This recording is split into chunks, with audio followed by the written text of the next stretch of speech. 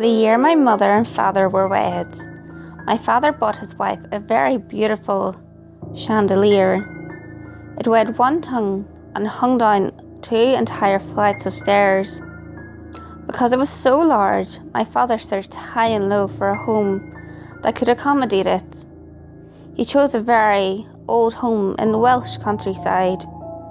The mansion was 6 stories tall, and in the middle of the home was a tall spiral atrium with a glass ceiling. The stairs wrapped around the walls of the spire, encircling the great chandelier at the top. As far back as I can remember, I would spend my days lying underneath the cascading crystals far above and watching the twinkling prisms catch the sunlight and cast vibrant, breathing rainbows across the walls. My mother would smile at me and giggle to my father behind her hands. I was so romantic, she said, a dreamer.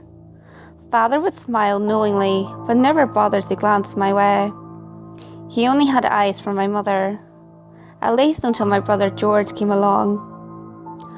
But I wasn't a dreamer. No, I fought sleep with every breath. I much preferred to spend my evenings dancing in the star fields that twinkled in the spire on clear nights. If moonlight shone into the great atrium, it was transformed by the chandelier into a million shimmering, glittering tiny stars.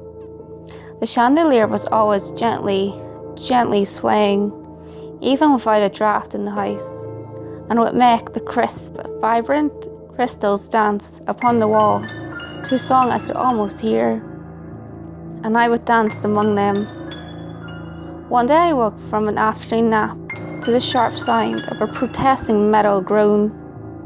I arrived at the banister just in time to see the chandelier's metal support snap in two. The chandelier fell half a story until it was brought to a violent and abrupt halt by its last remaining support, a thick nylon rope. George was playing with a train set far below, and I screamed at him. He looked at me for just a moment, and then he was obscured from my view as the nylon rope snapped, and the chandelier went crashing down 5 stories to the first floor, where my mother had thrown herself protectively over George. My father would only shed his tears for them behind closed doors. A week after their deaths, father had the chandelier repaired and rehung. It had been my mother's, and he loved her deeply.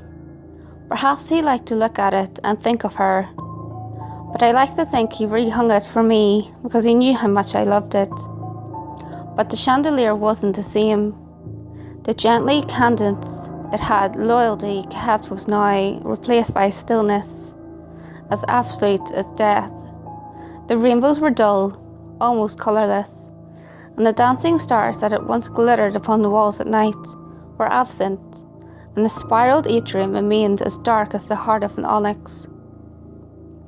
I still spend my days and nights lying on the floor, looking up the chandelier, and hoping its magic will return to me. Some days I can almost see the vibrant colours in speckled starlight. Most days I see nothing at all. But nothing at all is better than the nightmare that peeks through the veil sometimes, cruel and uninvited. Sometimes I can feel the cold and the hunger and the pain in my chest. Sometimes the dark nights and dull days make sense. Sometimes I can see the chandelier for what it really is, because sometimes I remember that it wasn't the chandelier that my father hung at the top of the atrium that day. It was himself.